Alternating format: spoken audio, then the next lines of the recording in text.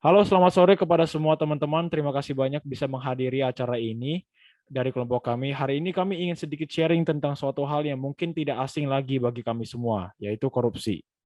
Sebelum kami mulai, perkenalkan anggota-anggota kelompok kami. Ada saya sendiri, Marcelo, Ivan, Subhash, Edgard, Faisal, dan Rafli.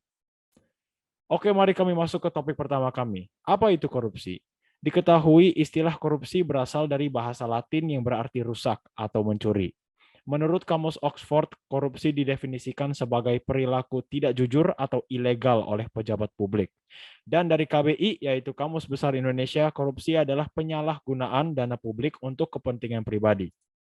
Pengertian korupsi diperjelas lagi dalam Undang-Undang pada tahun 1999, yaitu tindakan korupsi pada umumnya termasuk perbuatan melawan hukum, penyalahgunaan kekuasaan, penggelapan kesempatan atau benda diri sendiri, orang lain, atau usaha. Dan yang terakhir, perusahaan keuangan negara atau perekonomian rasional. Berikutnya akan dilanjut oleh rekan saya, Subas. Terdapat 4 macam dampak utama korupsi pada negara ini.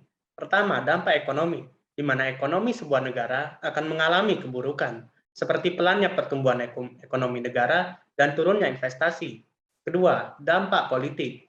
Akan ada efek buruk kepada politik negara seperti masyarakat, tidak mempercayai demokrasi, dan terjadinya plutokrasi. Ketiga, dampak lingkungan, di mana penurunan kualitas lingkungan hidup masyarakat dapat terjadi akibat korupsi. Terakhir, dampak hukum, di mana undang-undang negara kita tidak lagi efektif karena ketidakadilan hukum. Penyebab terjadinya korupsi bisa didasari karena adanya faktor eksternal dan internal. Korupsi bisa terjadi di mana saja, entah di kantor, pemerintahan, pendidikan, bahkan di lingkungan keluarga. Belajar tentang anti korupsi dapat dipelajari sejak dini, karena korupsi tidak hanya masalah uang, waktu juga dapat dikorupsi dan merugikan orang lain. Untuk itu, berikut ada 3 faktor terjadinya korupsi. Faktor pertama yaitu sifat serakah manusia. Faktor internal penyebab terjadinya korupsi yang pertama yaitu karena adanya sifat serakah manusia. Setiap manusia memiliki sikap serakah, selalu merasa tidak berkecukupan, dan memiliki hasrat besar untuk memiliki segalanya. Jika tidak dapat mengendalikan diri, maka korupsi akan terjadi dari diri sendiri. Yang kedua, gaya hidup yang konsumtif. Demi diterima dalam lingkungan sosial, banyak orang memilih untuk melakukan gaya hidup yang konsumtif. Hal ini bisa menyebabkan terjadinya korupsi secara disadari. Perilaku konsumtif adalah perilaku yang suka membeli barang-barang tidak penting dengan barang yang mahal maupun ekonomis. Perilaku ini dilakukan untuk memenuhi semua keinginan yang sementara. Yang ketiga itu dorongan keluarga.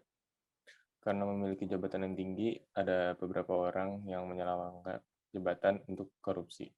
Bahkan pelaku tindak pidana korupsi mendapatkan dorongan dari keluarganya untuk melakukan perbuatan tersebut. Hal ini tentu saja disadari dengan alasan memenuhi kebutuhan keluarga. Lanjut. Selanjutnya saya akan membahas tentang cara memberantas korupsi. Cara pertama yang dapat digunakan untuk memberantas korupsi ialah dengan memberikan hukuman berat bagi para koruptor. Dengan melakukan hal ini akan menimbulkan efek jerah bagi para koruptor dan juga membuat orang yang ingin melakukan korupsi akan berpikir 2 kali sebelum mengambil tindakan korupsi tersebut. Lalu yang kedua ada bangun pendidikan moral sejak kecil. Dengan adanya pendidikan moral sejak kecil, diharapkan bahwa para penerus bangsa di tahun kedepannya tidak akan melakukan tindak pidana korupsi yang bertentangan dengan moral manusia.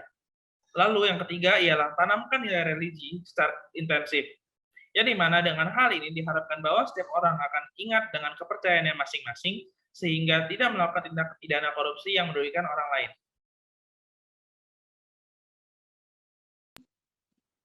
Tiga, menanamkan rasa tanggung jawab kepada masyarakat.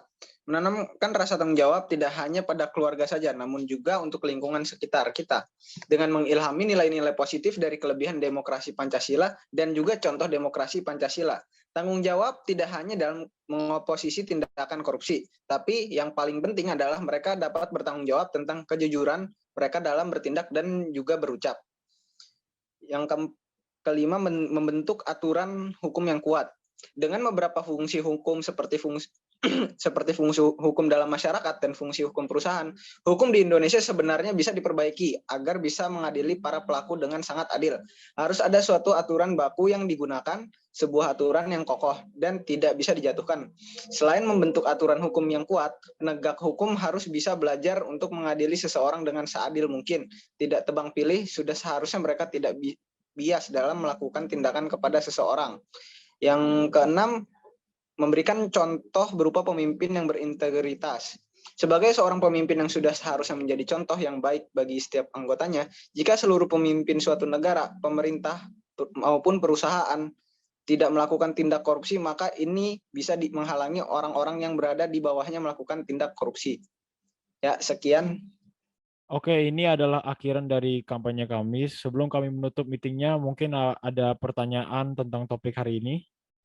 Aku ada pertanyaan. Ada nggak solusi lain untuk mencegah korupsi? Saya bantu jawab ya. Cara pencegahan korupsi adalah untuk mengetahui dan mengaplikasikan nilai-nilai Pancasila dalam hidup kita. Pancasila adalah fondasi negara yang harus dipatuhi semua orang. Sila pertama menyatakan pentingnya beragama, dan korupsi merupakan tindakan yang dilarang dalam semua agama. Sila kelima menunjukkan tinggi keadilan sosial. Tindakan korupsi yang merugikan banyak orang dan menguntungkan beberapa orang saja merusak keadilan sosial tersebut. Oke, mungkin itu cukup ya untuk hari ini. Terima kasih semua untuk menghadiri dan berpartisipasi dalam acara kami. Kami izin menutup meetingnya sekarang. Terima kasih semua. Salam sejahtera.